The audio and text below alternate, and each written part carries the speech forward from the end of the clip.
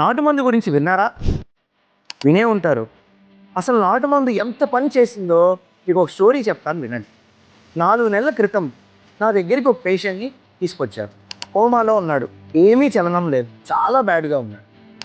ఏమైంది అని అడిగితే 2 రోజుల ముందు కుడి చెయ్యి, కాలు బలహీనపడ్డాయండి.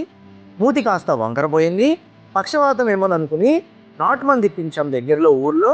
ఆ తర్వాత ఒక హాఫ్ డేలో ఇలా కంప్లీట్‌గా కోమాలోకి వెళ్ళిపోయాడు.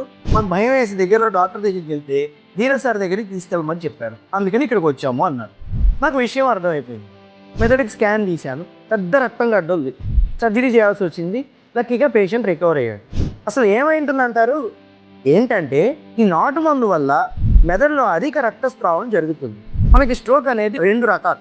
ఒకటి రక్తం ఆగిపోయేది, 2 రక్తం కారిపోయేది. ఈ నాటు మందులు లాంటివి ఇవ్వటం వల్ల మొదటి స్ట్రోక్ రెండో రకం స్ట్రోక్గా మారి పేషెంట్ ఇంకా దిగజారిపోయి ప్రాణాల మీదకి వస్తుంది. అందుకని ఈ నాటు మందులు లాంటివి దయచేసి ఇప్పించకండి. Thank you.